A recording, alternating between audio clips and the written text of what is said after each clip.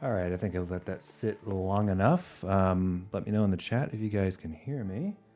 I can see on my mixer that the sound is getting through the microphone, through the wire, over to the mixer, in the computer, and out to the internet. So, how you guys doing tonight? Thank you for joining me for, this is, I think, episode number 46 now. I've got a few more, and I'll hit 50. Just a few more. I was like, oh, gosh. I'm getting there age-wise, too. No. Anyhow. So tonight, the original plan was to play some Ludwig van Beethoven. Unfortunately, but I haven't practiced it enough to where I feel comfortable trying to play it for people. So maybe in a couple weeks, I'll keep practicing. There's a couple of piano sonatas I've been wanting to play. And I have not ever really seriously worked on all of the movements from each of them before. Years ago, like when I was in college and stuff, I used to play like the first couple movements of each of them, but never really played the last movement or two from each. So yeah, they've been taking some work, and Beethoven is not the easiest thing in the world to play. So literally just a few minutes ago, I decided for tonight, at least to start with, I think I'll just play some of my own stuff. So why not? I don't know that I've done... I feel like I haven't done a show that's entirely my own stuff. Obviously I've played some of my own compositions on the show before, but I don't know if I've done an entire show of my own stuff. So we'll see how it goes. I have not been playing any of this in the last couple of weeks. I haven't been playing anything other than the Beethoven sonatas the last couple of weeks. That's kind of frustrating that they're not there yet. And there's sections of them, that I have a harder time with than, it's like for the most part I've got both of them, but there's portions of them that are just like, hands don't know what they're doing. So, yes, originales, if that's a word. Man, I can tell you, I sometimes like to Spanishify my pronunciations. Sounds like I'm making up words in another language, which is fun. It's just, I don't know why I do that. Probably because it sounds cool. Sounds more interesting than English. Anyway. All right, so I'm going to start off with maybe some of the easier stuff, kind of get warmed up, because I have not played the piano at all today. Kind of sitting down cold here and going for it. Okay, so I think what I'll do is I'll start off with some of the preludes. These are currently a set of 13 pieces. It's just one of those things I just kind of keep every once in a while. I add one.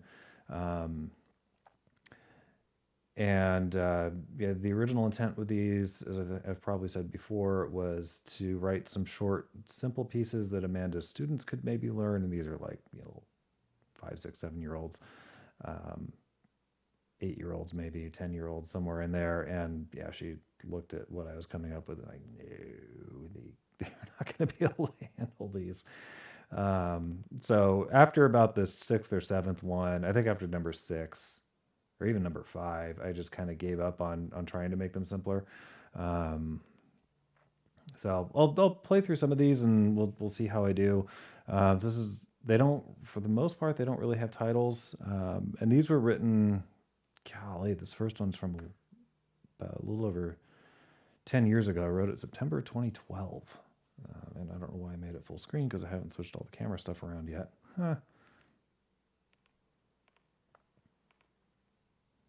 All right, there we go. Okay, now finding a camera view. There it is. That's the one we want to turn off. Okay, cool. That works. Yes. It's kind of like sound check, but it's video check instead. Make sure that the thing over there is actually functioning the way it is supposed to. All right, so here we go.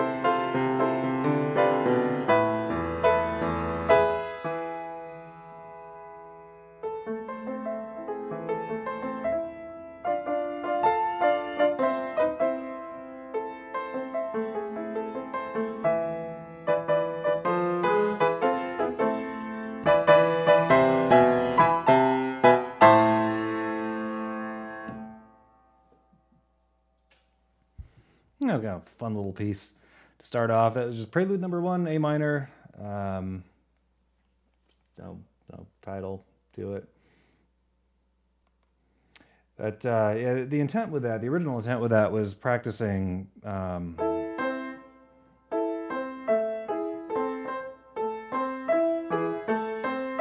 octaves, playing the same notes with each hand an octave apart, like so.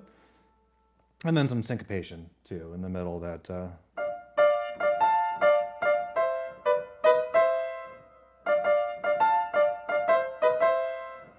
Yeah, that was the part that Amanda looked at and was like, no, they're not going to be able to do that. Little kids. All right, what is up next? Let's see. Oh, yeah, this is a fun little one. So this one, I originally entitled this one after... I should probably sit closer to this.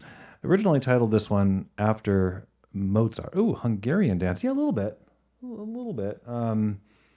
There's probably a little bit of Liszt influence in there, not in the difficulty level, because Liszt was off the charts crazy in terms of difficulty level of his compositions for the vast majority of them, which is why I don't play very many of them. Yeah.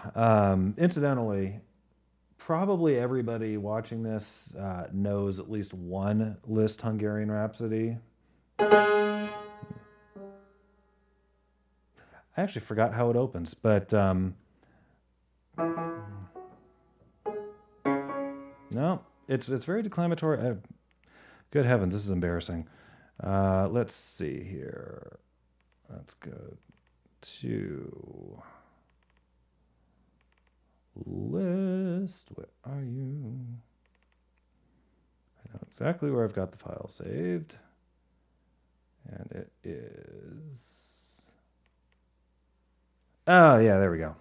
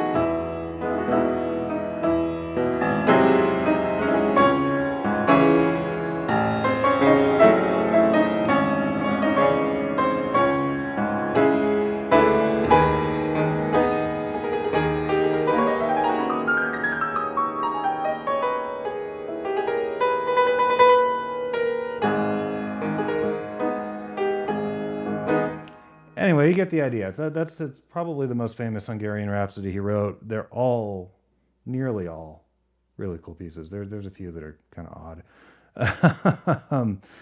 Anyway, I often do this. This is oh yeah. Obviously, Warner Brothers, Wile E. Coyote, Roadrunner, all of it made liberal use, especially this particular Hungarian Rhapsody, but yeah, of a lot of classical music. Made very liberal use of it. It was really kind of cool.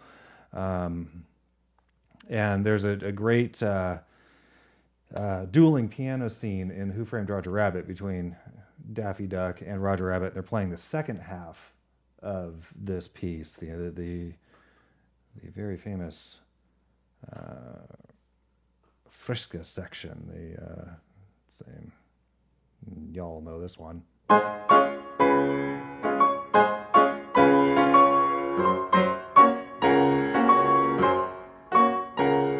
That's the part I can't really play, the second half of this piece. It is, the first half is not super crazy difficult. It's challenging, but it's not insane.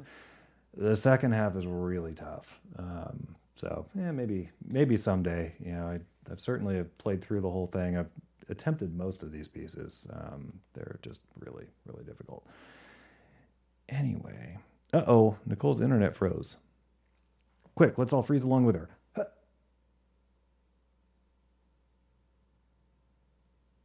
Okay, it's enough of that. So, Nicole, if your internet is frozen, have you tried a heat source? Warm it back up. Hopefully it unfreezes. Hopefully there aren't any feed issues. Yeah, I know, because we've had some issues, obviously, especially with Amanda's show. I don't know why. Maybe just because she does her show more frequently. We've noticed it more with hers than with mine. But yeah, we've definitely had issues with the internet here occasionally, which is weird because we're paying for the faster internet thing. Anyway. All right. So the second prelude, this is also from 2012 or 2012, as the Germans would say, except without the 2000 part. I had originally called this one after Mozart, and years later kind of rethought it because it's not in the style of Mozart. It sounds kind of Mozart-y. If you're not super familiar with some of the classical piano composers from the 18th century. But really what I realized was it was more along the lines of some of the shorter pieces written by Friedrich Kuhlau, who was, I want to say a Danish composer. He was from like Belgium, Netherlands, some northwestern shores of Europe somewhere. And he was quite a good composer. Really, really like his stuff. He wrote a lot of sonatinas, which are short sonatas. They have most of the main elements. Most of the main elements of a sonata, but they're very, very condensed. This is not a sonatina. Form-wise, it does not follow a sonatina form, but it has the same kind of feeling to it. So I changed the title to the After Kuhlau rather than After Mozart. And yeah, it's just kind of a fun little piece. So we'll see how I do because don't remember the last time I played it.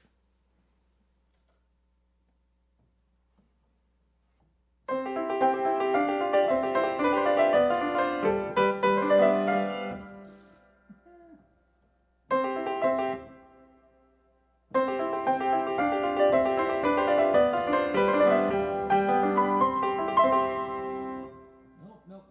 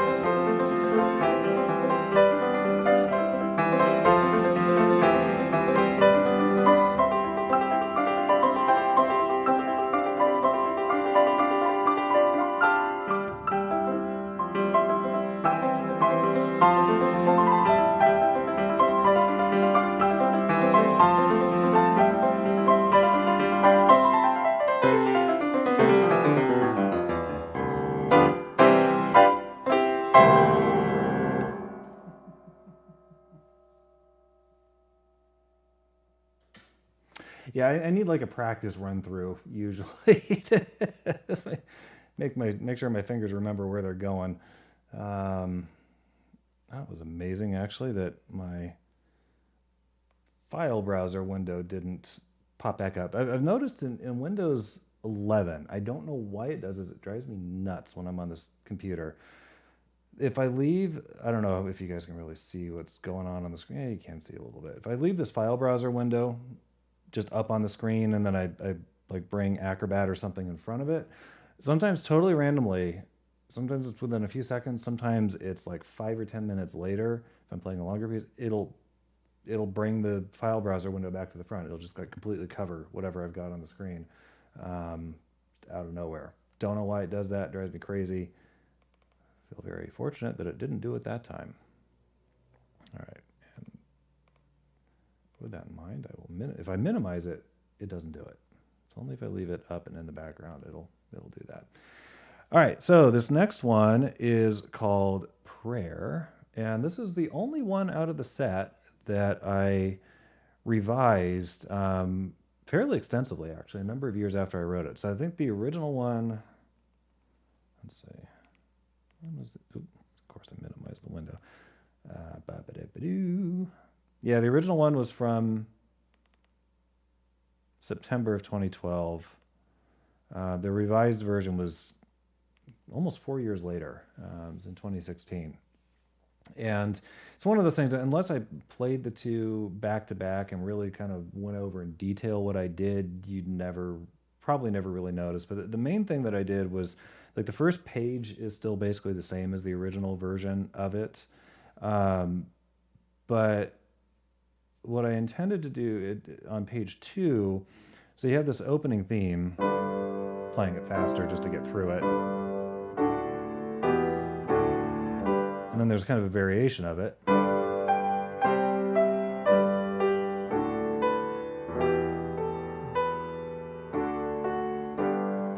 Right. When I kind of move away from that, and then I eventually want to go back to that thematic idea, originally I had just basically copied and pasted the first page again, kind of. I just did all this stuff and then right back to this. But I decided to say, it felt too abrupt. There had been too much motion leading up to that to just suddenly go back to that. Be like, kind of like when, how, here's a good example. Those of you who've been on the Haunted Mansion ride at Disneyland, you know how when you get off that conveyor at the end of the ride up at the top of the, not staircase, but it puts you back outside, you kind of, because you're used to moving. That's kind of what it felt like. It was just a little, okay, we're going slower now. So what I did was I skipped those opening measures, and I actually moved them to the very end of the piece. So it goes from this. Instead of going here,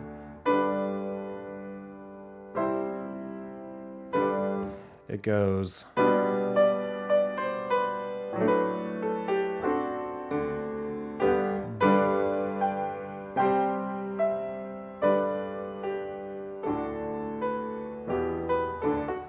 like so. And so it keeps the motion going. And then it kind of continues with the original, what happened on the first page sort of repeats itself and then slightly varied to move it in a little bit different direction towards the end of the piece. And then I bring back, in the last few measures, you'll hear that the very opening measures slightly recast, but that's where I moved them to, and I changed them up a little bit for the end of the piece. So that's what's going on with this one. That's why I decided to revise it, because every time I played it, it's just something that's not quite right about it. And not that I thought about it every day for 4 years, because I certainly didn't, but 4 years later I actually sat down and figured out what it was that was bugging me about it and fixed it. So here we go. This is one of the few of these pieces that has a title called Prayer. It's Prelude number 3 in G major.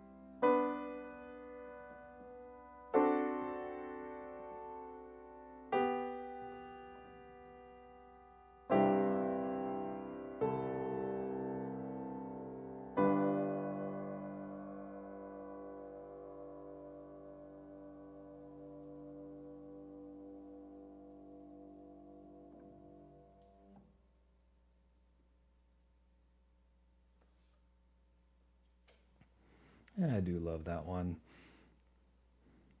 Especially since I revised the thing. It is. It actually is, I think, a much stronger piece of music because of those revisions. Um, you know, that's the cool thing about music. If you don't quite get it right the first time, you can go back and change stuff. Unless, of course, you published it and sold off the copyright to the publisher, in which case they don't let you touch it. But then you just write a new piece that's really similar to the old one. But you call it something new. Anyway,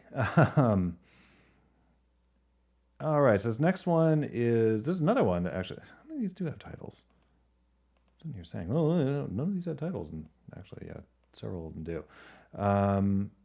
So Allegro, Apricot, Prayer, Stream, Humoresque, Invention, Happiness, Reflection. Okay, so I guess actually most of them have titles. Shows you what I know. All right, so this next one is called Stream. This is the one that I know I've played it once before on my show. It's been a while. There's a bit of an Easter egg in this one, which is also where the title of the piece came from.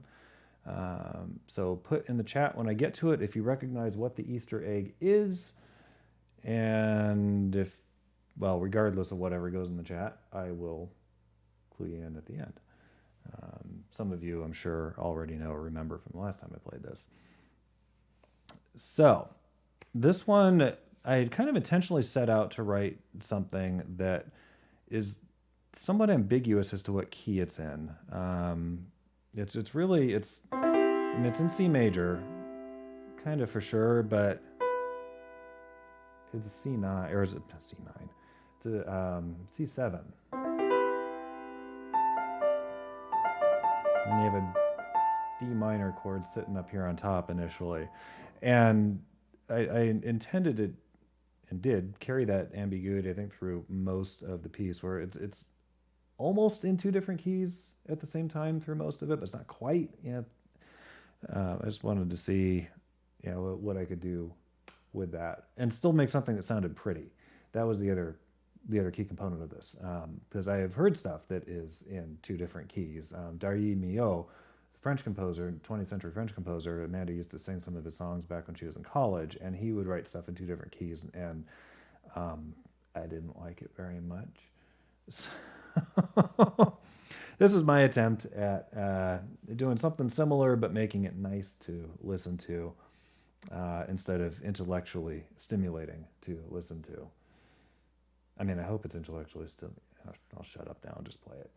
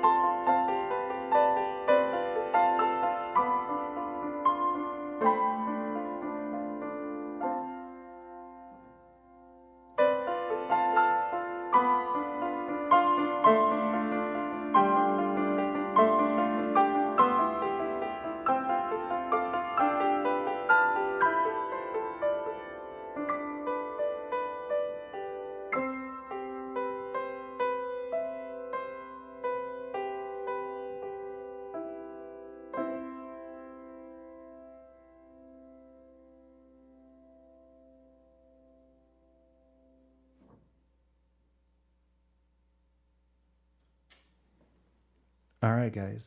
Did anybody who didn't already know what it was catch the Easter egg? Curious. I'll give it a few minutes here and then reveal it. Oh, Nicole. Yeah, I actually have made audio recordings of most everything I've written, just not the big giant sonata, because I've never felt like banging my head on that particular brick wall to try and play it well enough to do an actual recording of it. So I've got audio recordings of most of this stuff. And then obviously whatever I've played on the show has been immortalized on video. All right, so any Easter egg guessers in the audience out there? Another minute or two. So there's 13 pieces in the set. I probably won't play all of them. At least I don't think I've ever played number 7 actually on the show. Maybe I can give it a shot. It's really it's probably the hardest one out of all of these.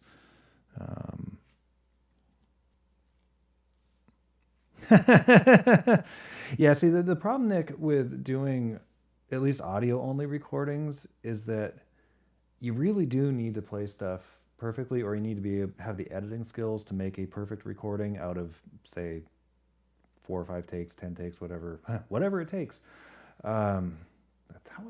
That's why they're called takes, because it's whatever it takes. Anyway, you do need to have it pretty much down, and a lot of the stuff that I like to play, I never quite get it to that point. Because I found, if I'm listening to one of my recordings and I know that there's a mistake that I made, I'm just kind of cringing. I know it's coming because it's a recording, it never changes, right?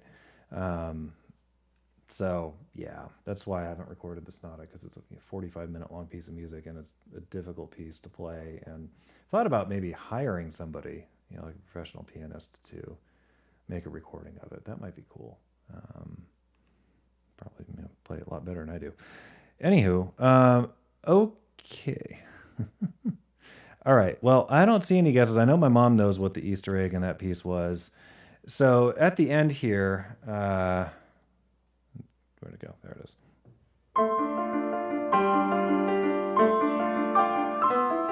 That bit, if you just play the right hand alone and a lot faster.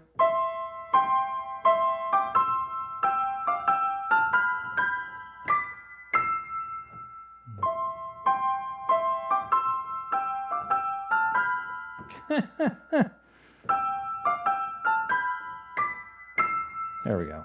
See what I mean? It's gonna be doing that number. Yes, I incorporate it. It just seemed like the music was just kind of going there. It wasn't intentional that I put it in initially. Just was sort of headed that direction. And I'm like, well, what the hell? I'll just put it in. And then that's when I thought of the title "Stream" to be, obviously a somewhat oblique reference to "Row, row, row your boat" being at the end of the piece. And also, to me, it just has a kind of a swaying, kind of like a gentle stream might have, and just a very strong 1 2 3 1 2 3 1 2 3 feel to it.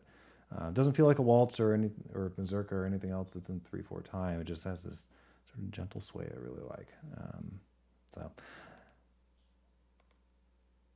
now this next one I called humoresque, prelude and humoresque, and oh golly, they're impromptu. There's a whole bunch of, and I've said this on my show before, there's a whole bunch of titles that were used for shorter piano pieces in the 19th century that don't really mean that much. Humoresque, I think, was a little bit more specific. It would not so much humor as in like lively. They tended to be have that sort of character to them. So they're character pieces. And so I marked this one as far as playing instructions. It's always staccato, meaning you're not playing like that. Playing staccato, and it instructs one to play impishly. This is for left hand alone, and I don't know, it just seemed kind of appropriate to do it that way, and makes it a little bit more challenging because you're only using one hand to do everything instead of two. So here we go.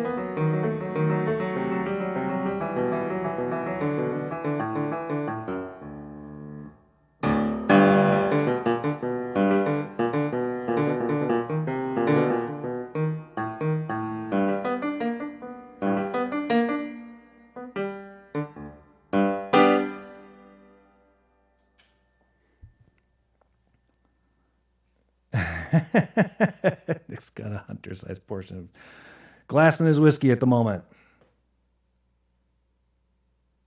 That's not what you wrote, but that's okay. So that piece, obviously, I apologize. I kind of flubbed a couple spots there. Like I said, I've not played any of these in a really long time, and I haven't touched the piano today, so I'm really coming into this cold. But this has a couple of things in it that I hid. One is a reference to Eine kleine Nachtmusik by Mozart.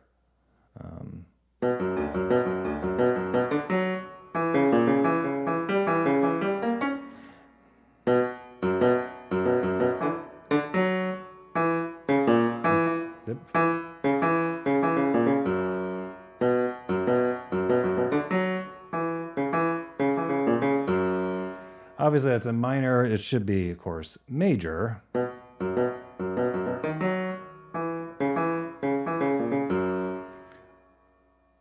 So that's a hidden reference to Mozart's Eine kleine Nachtmusik.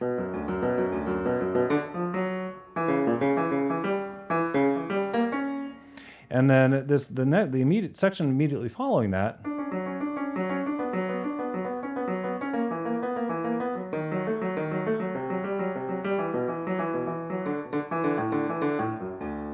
that is a very kind of casual reference to a lot of Bach's keyboard music would have sequences like that in it. Where he would just kind of blow through a whole bunch of chords in very short order to get where he's going. There's one particular prelude and fugue that he wrote for organ that has a section like that. And so it's one of the few, I mean, I really like that piece of music, two really, because prelude and a fugue. But it's like that one section is like, really, dude, that could have been like half that length. It just keeps going and going and going, and it's changing like this constantly. It's like it never sits in one key. It just kind of keeps on going. You're like, when the hell does this part end? Yeah.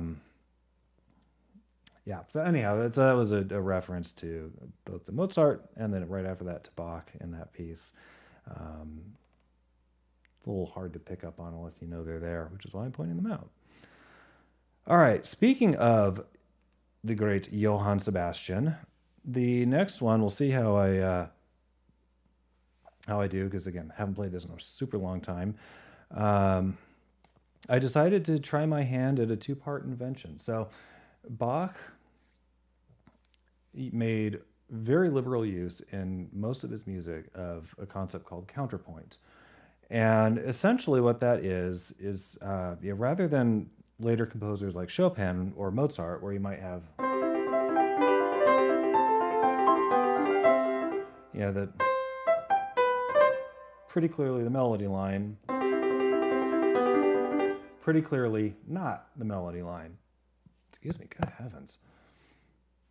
Counterpoint is really about each line kind of doing its own thing, but in such a way that they weave together in an elegant fashion and they mesh. And so there's certain things that you're supposed to avoid doing, certain things that you are supposed to do. So I decided to try my hand at writing a piece in the style of Bach called, he called these inventions. They were a two-part counterpoint, which means you only ever have really two notes being played at any one time. He wrote a similar set of pieces called sinfonias for keyboard, which have three notes being played at any one time. And so these are very much, they're great pieces of music, but they're also counterpoint exercises. So I decided to try my hand at it and wrote this two-part invention. This is, while modeled after Bach, not anything he would have written. There are some key changes in here that he never would have done. But stuff to listen for in counterpoint is, and this holds true of Bach, any other composer that use counterpoint, you have an initial idea here. So we have...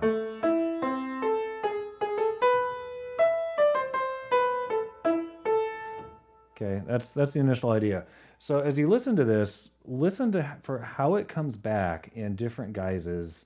It may, there's a little bit later section that's...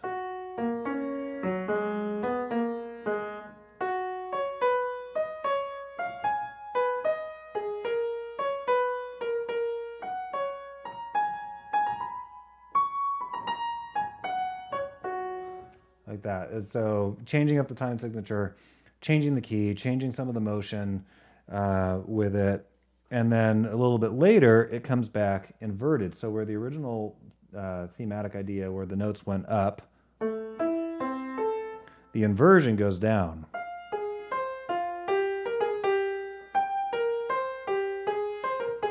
So it's all about, counterpoint is all about knowing these techniques and sort of these tricks that you can use to flip your thematic material around, do different things with it, make it interesting.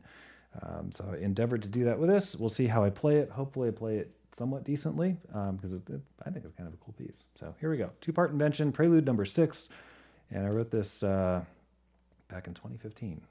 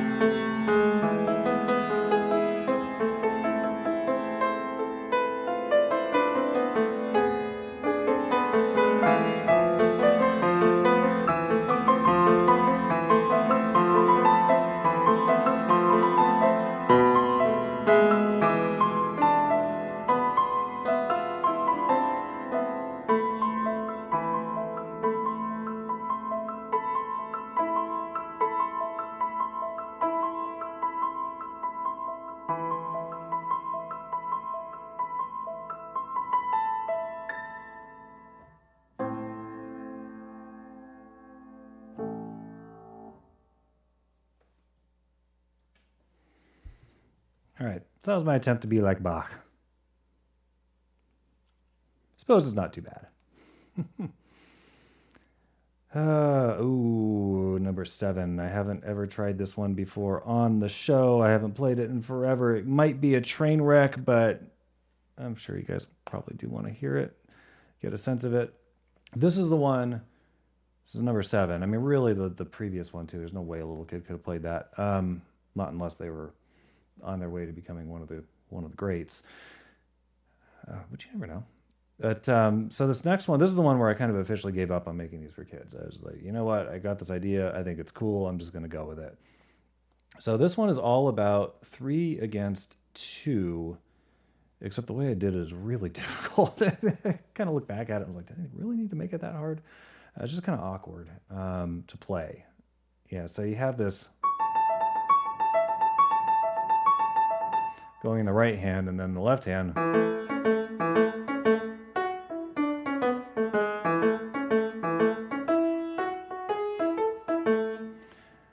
probably won't play it that cleanly when I put both hands together, but it gives you the idea that I was going for. I titled this one Happiness just because it just seems really happy throughout the whole thing. I did do some unusual key changes, so it starts off in A major. The second main theme, because the main theme recurs and it like moves into C sharp minor. The second main thematic idea in the piece comes in F major. It's like, wow, where'd that come from? I like doing modulations like that. Ones it's going from A major to E major is not difficult. Going from A major to F, that's a bit of a jump. So we'll see how I do. Like I said, the gimmick with this piece is playing through some of it anyway, a pattern of 3 notes per beat in one hand and 2 notes per beat in the other. Let's see, let's kind of look through this. And then, there's some really big chords, like it's an interval of a tenth, an F to an A, an octave up. Oh boy, this one should be fun. All right, we'll see how I do. Might be a train wreck. You've been forewarned.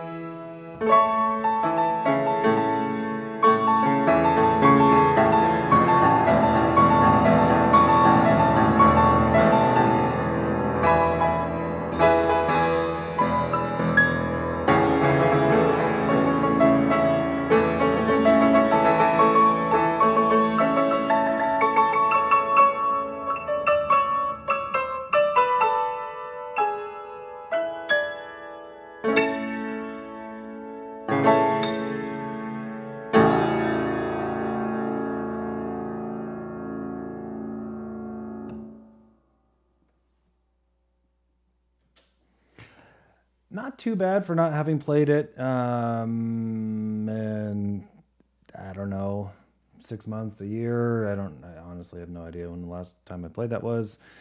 Yeah, obviously not the easiest piece on the face of the earth. And it's, like I said, just kind of a little bit awkward in spots, but it's fun. I like it. Usually makes me happy if I can get through it. Okay, so that was number 7. First time played that live on any of these shows. I think I've actually played the rest of these live on shows at one point or another. All right. This next one is called Reflections. This is actually kind of like Stream in that it's this one even more so is not quite in the key of C. Not quite there. It's C7. But where the other piece had C7 and then like F major, D minor, whatever sitting on top, this is really truly a C7, meaning it's, I kind of think of this piece at least as the key of C and then the key of E minor on top of it. And it just creates this very dreamlike sound. I really love it. So this piece started out life as the setting for a poem, to be a song, a setting for of a poem by a friend of ours. And that's kind of where the imagery in my head came from, was from the written verse. But I initially wasn't very happy with how the song was turning out. And for a little while, I kind of gave up on writing the song. I did eventually finish it. Maybe a couple of songs are written. Maybe we should do those one of these days. Anyhow, I did eventually finish it. But in the meantime, I turned it into this. And the first page or so of the song and this piece are basically the same. In fact, this is really just the opening of this. That's really just the piano accompaniment from the song. There was a vocal line, melody line written on top of that. But I dispensed with the vocal line for this purposes of this piece and just kind of went with the piano part and turned it into its own composition. They very much diverge. There's a section a little bit later, a very distinctive section you hear is. When it gets there, that's where this piece and the original song really very much diverge from each other. And after that point, they don't have a whole lot to do with each other. But they were both written in reference to the same poem.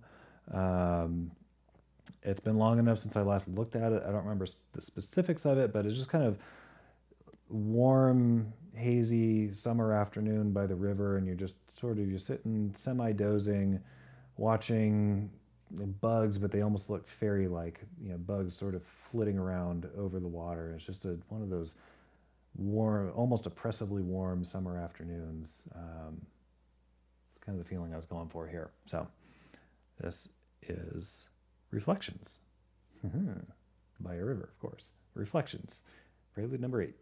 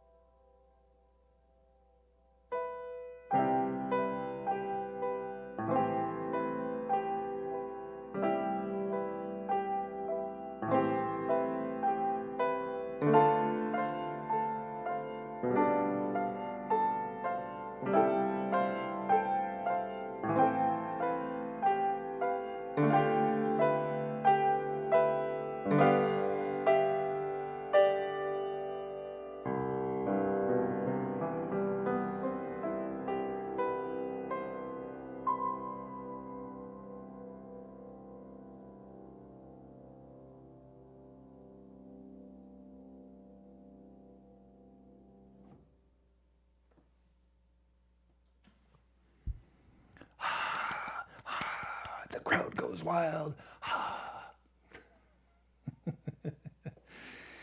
Now, lest you think I was totally original in how I wrote that, I wasn't. Oh, hang on. I wasn't. I'm about to reveal something nefarious. Not really nefarious at all. The right-hand part was basically stolen, lifted from this prelude by Chopin, in which he wrote the left-hand part.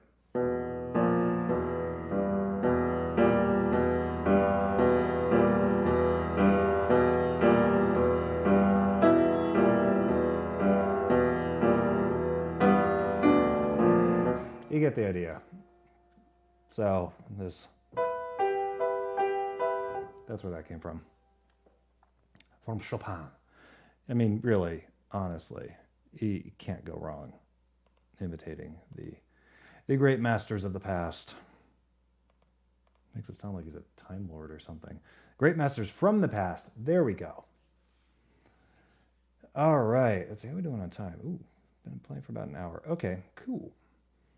Well, I'm just going to keep blathering on through. Now we get to the ones are there. A couple of ones that are a little bit longer. So these next three are intended to either be played separately, play them all by themselves if you want, or one after the other as a sonatina. And this, unlike the earlier one after Kulau, the first movement of this does in fact follow a sonatina form. And this is one you guys have heard before. I know Pam really likes this one. It's one of my favorite of my own compositions. I wrote it about 6 or 7 years ago. Nick says, I'll pretend I understand. Well, Nick, so I know it's probably hard to see, but basically you're playing 2 notes, 2 notes, 2 notes, 2 notes. And in my piece, I was playing 2 notes, 2 notes, 2 notes, 2 notes. It's very similar motion, very similar feel to it.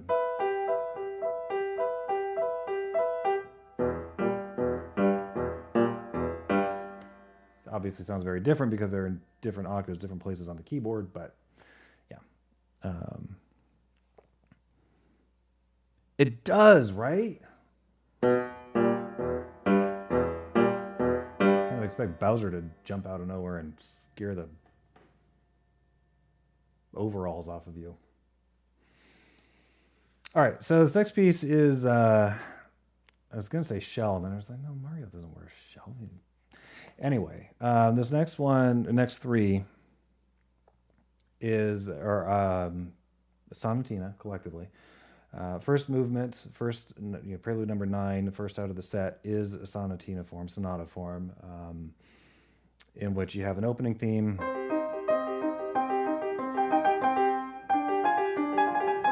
playing it faster. So you have an opening theme, and then eventually it gets to a contrasting theme.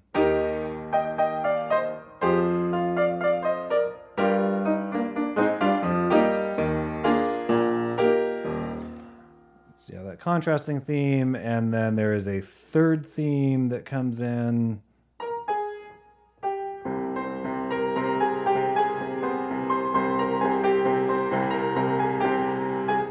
That's the third theme, and then it does a development section where it basically takes the thematic material and just kind of does stuff with it. So where originally this is a minor, now it's major.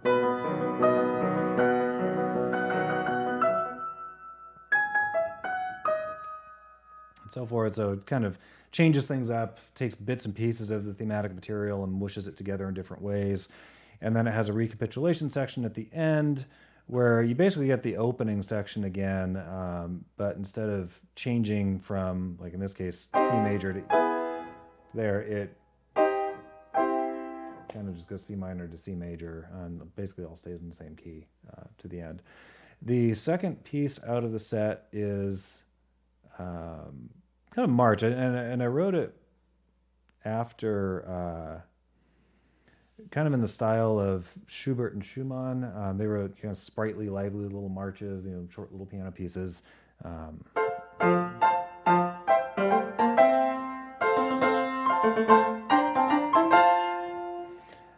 But then it's mine, unlike theirs, mine has a very serious.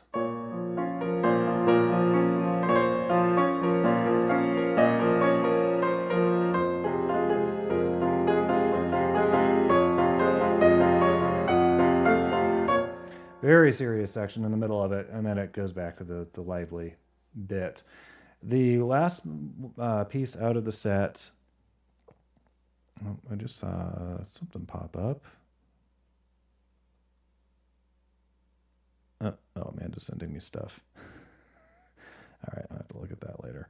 The last piece out of the set is a waltz, and again, very much written in 19th century style waltzes. And the reason why I'm bolting all this out right now is because in between the second and third movements, there's not really a break. In fact, the opening of the third movement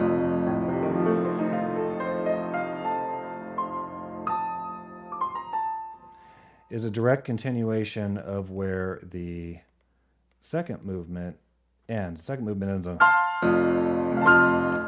this F major, ends there, and then the third movement, because the third movement is going to be in a different key, the third movement is going to be there as a transition.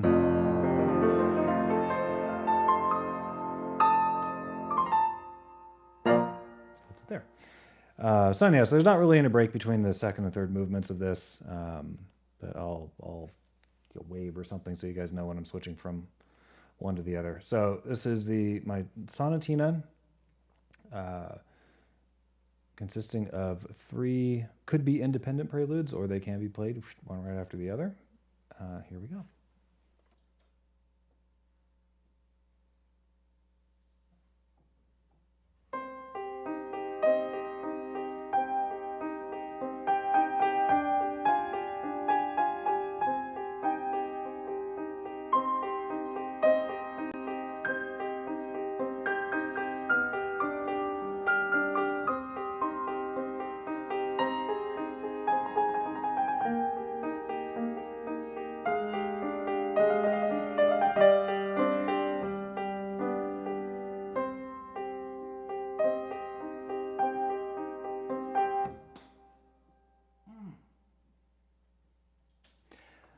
I know what I keep meaning to mention. Every single time I play this piece, I'm sorry for interrupting myself, but it's driven me nuts. Every single time I play this piece, I mean to say this, and I always forget. There is a reference. I was talking about references I put into my music earlier, and this just kind of felt like where it was going. And so I leaned into it, did it intentionally. There is a reference to Beethoven's 32nd Piano Sonata at the end of the development section of this first movement. His 32nd Piano Sonata is sounds much more modern, really, than any of his other pieces, of Beethoven's other pieces of music. Let's see, let me find it here. So it starts off with kind of an introduction section, but the main theme of his sonatas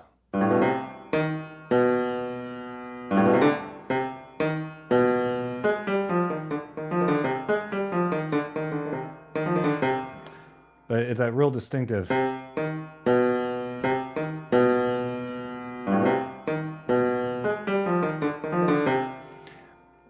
And like I said, my piece was headed that direction, and so I just leaned into it and went with it. So you'll hear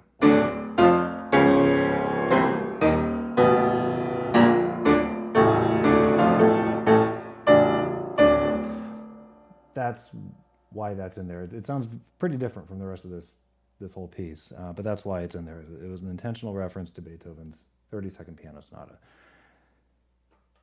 Finally remembered to say it. Okay, here we go.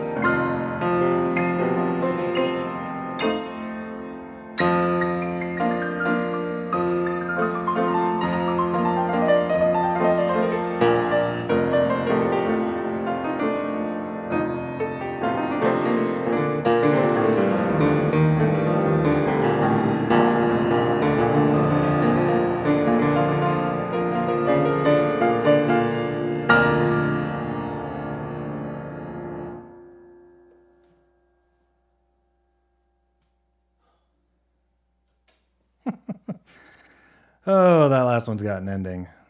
If I practiced it more, I could play it better. I do like that piece. So there's a couple more here.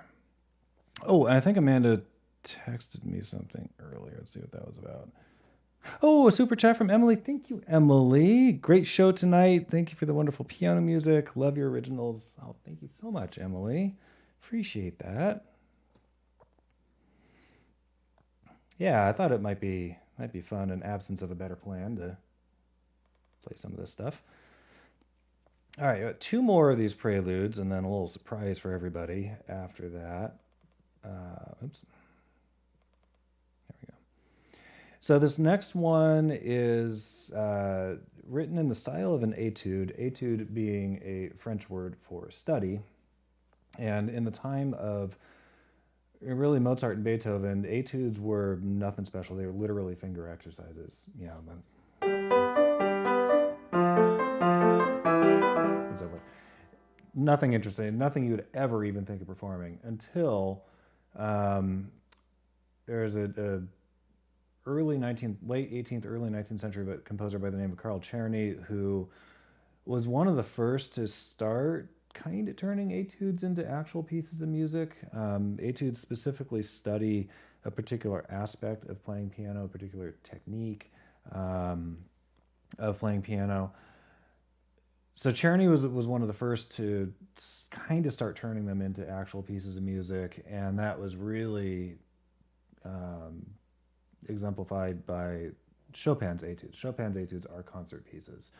He was one of the first composers to really say, this is going to be a concert piece. He did that with mazurkas, which are a traditional Polish dance, kind of a folk dance sort of thing.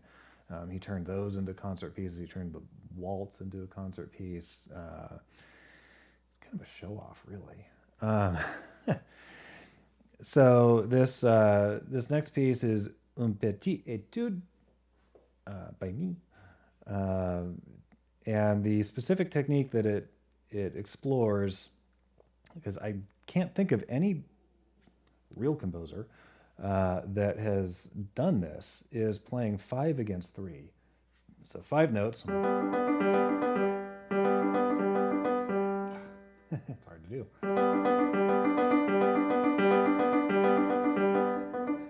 Playing 5 notes per beat in the same time that the other hand is going. We'll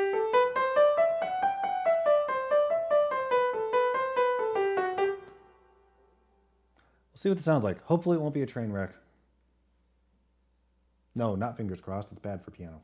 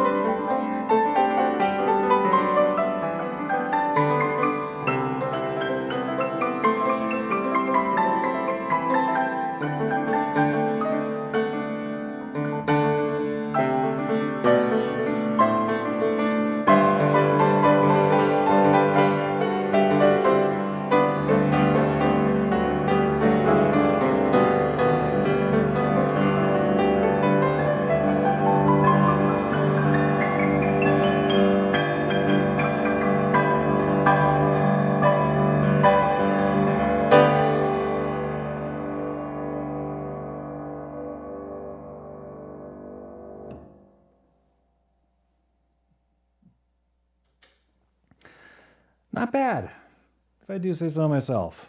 Could have been better, but not bad. And you know, that's a piece. Honestly, as I'm sitting here playing, I'm like, you know what? I'm gonna say something really sweet and sappy. Piece kind of exemplifies what my heart does when my wife walks in the room. It really does. It's happy. All right, and now for the final one out of the set. This one, speaking of my wife, and the wonderful Amanda Benjamin, I believe she has a show that this is for, that I wrote this for, that's coming up next week, next Thursday. Get to that in a minute. I dare say anybody who's watched that show, and I hope like heck that's all of you, or at least listen to the podcast, will recognize this one. This is my 13th prelude, written last September. No title other than Magical Mystery Hour theme.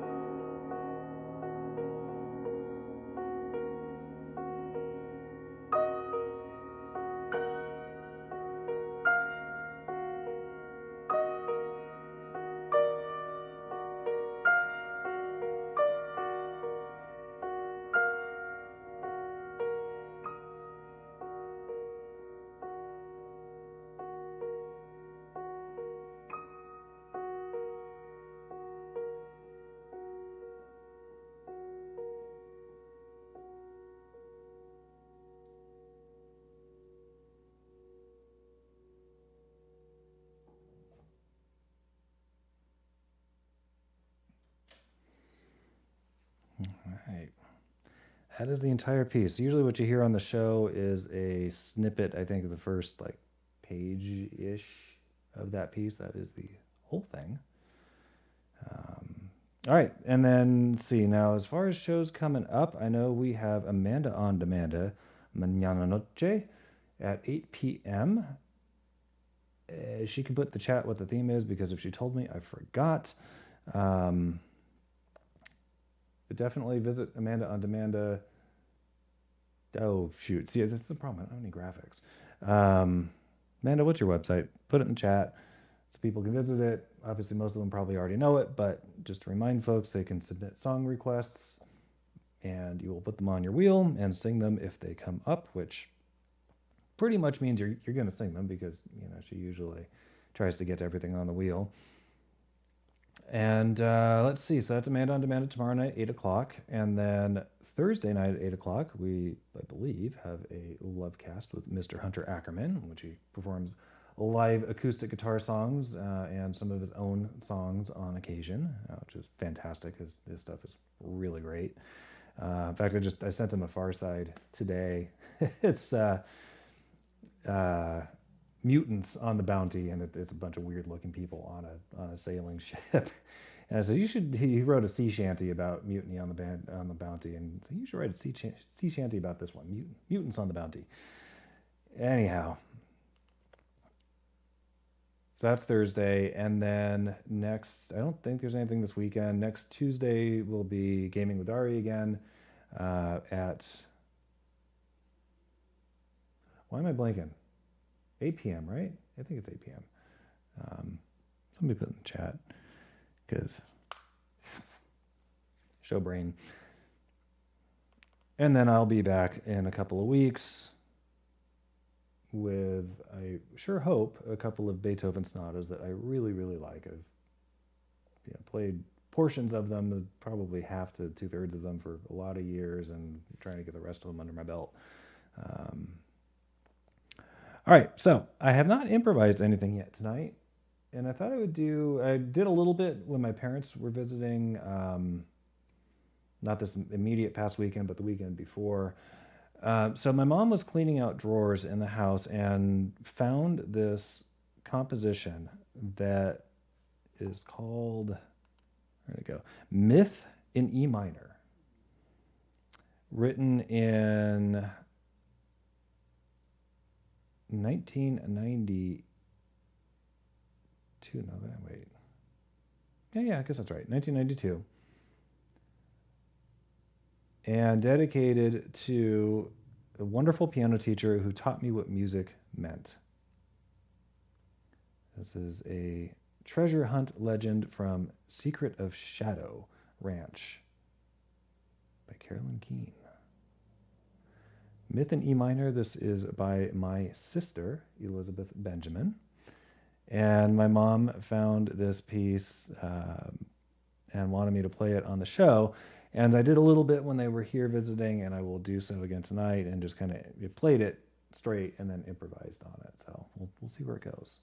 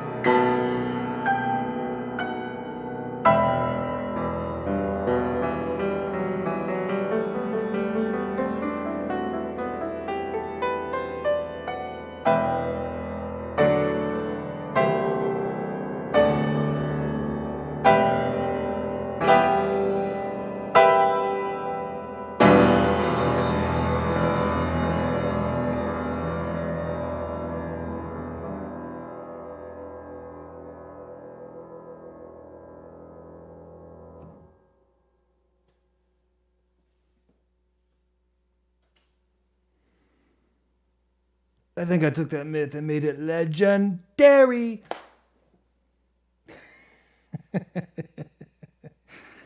Sometimes I just want to declare no responsibility for what comes out of my mouth. So, hope you guys liked it. I sure enjoyed extemporizing. Is that a word? If it's not a word, it's really similar to an actual word. Anyway, whatever the hell the word is. Yeah, that was fun.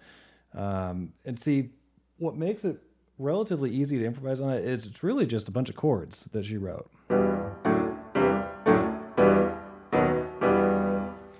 So it's like once you have that chord progression down, you can just kind of do whatever with it. And what I just played is very different from what I don't remember what I did when my parents were here. It was not the same. It's kind of the cool thing about improvising is that I'm incapable of playing the same thing twice.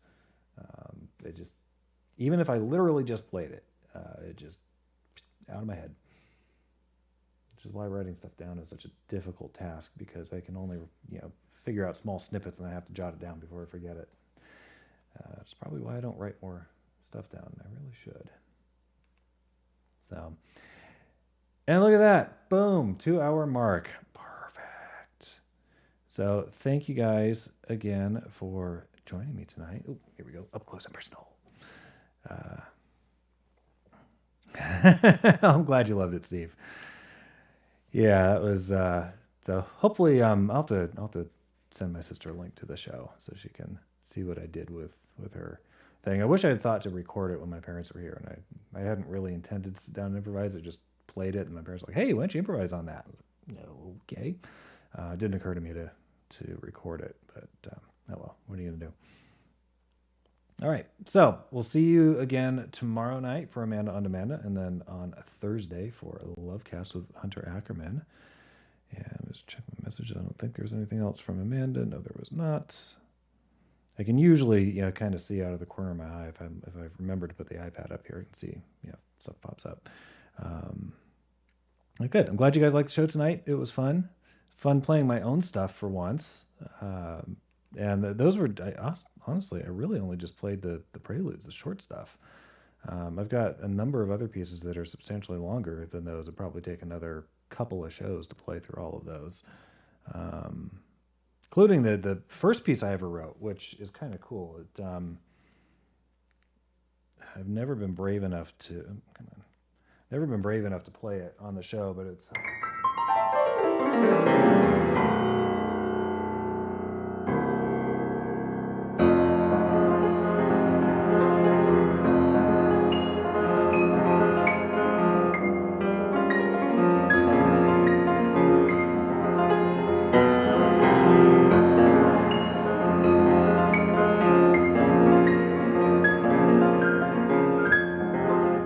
apologize to keep hitting the microphone. Normally it's why I push it off to the side, as it is right in my face. Anyway, that's another etude that I wrote. That was the first really serious composition that I wrote, that I took the time to write down. It took about a year to write it. It's a very challenging piece of music, and the opening section is the easy part. So yeah, what you just saw me play, that was the easy bit. So one of these days I'll get brave and practice it and play it on the show. Anyhow, in the meantime, thanks for joining me tonight. We'll see you guys tomorrow and on Thursday, and then again on Tuesday for Gaming with Dari. Good night.